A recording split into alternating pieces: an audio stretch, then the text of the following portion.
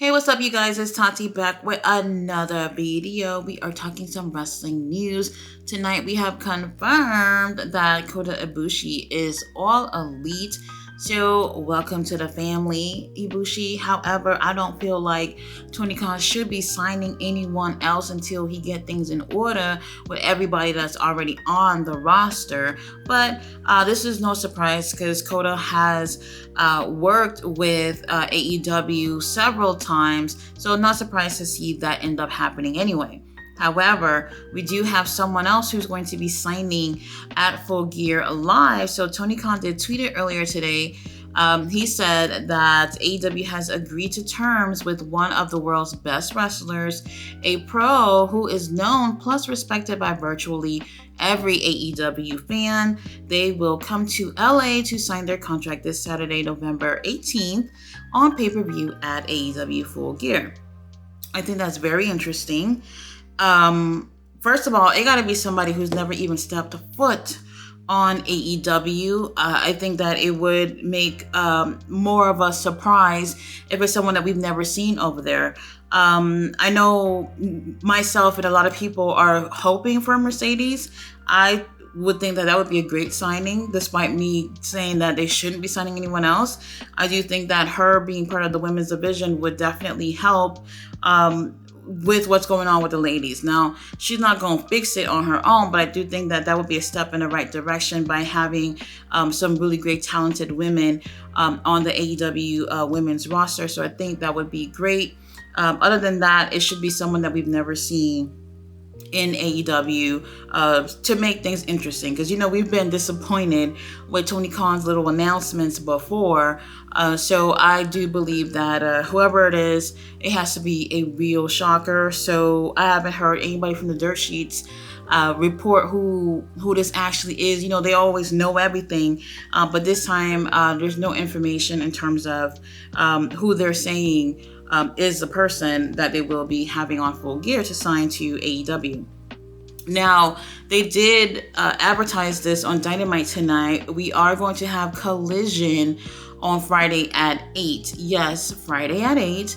They will be competing with SmackDown. Now, when I first heard this, I was like, wow, that's pretty crazy. I didn't think that they were going to not have a Collision episode simply because Full Gear is on Saturday. Matter of fact, I figured that since they were having a show every Saturday, that they would just focus on having their pay-per-views on Sunday nights, which don't seem to be the case because we have World's End that will also be on Saturday on December 30th. So I guess we will at times be seeing Collision head-to-head with SmackDown.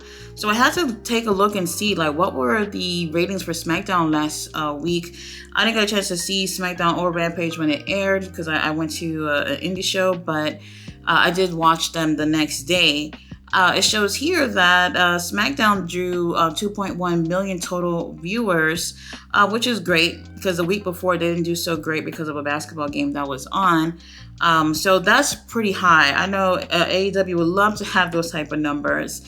And I looked also at the last Collision from Saturday, and they had almost 400,000 viewers.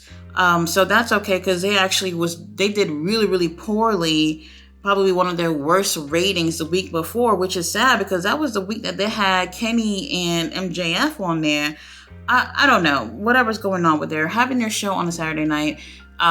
It's not a good thing. I don't think it really helps at all. So, this time with there being a Friday Night War, we're not hearing nothing from Tony Khan. Tony Khan is zipped and the key is thrown away because all that talking that he was doing a couple of weeks ago during the Tuesday Night War, when Dynamite went head-to-head with NXT, he pretty much had to put his fucking foot in his mouth with all that hyping up and everything that he was doing, and it all totally fell flat on his face.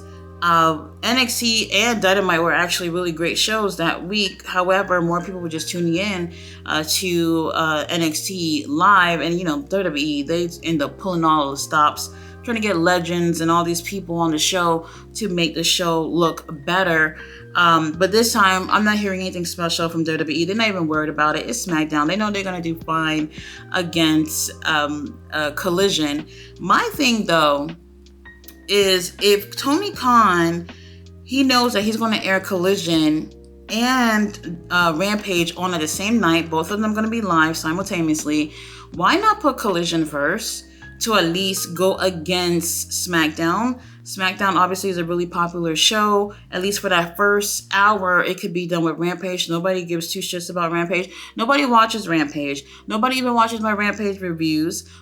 So they could have put that on first and then put Collision after. They have to end the night off with Rampage. And when I think of it being a go-home show the night before the pay-per-view, I would have preferred to see Collision come up last rather than Rampage. So I would have switched the shows and put Rampage at 8.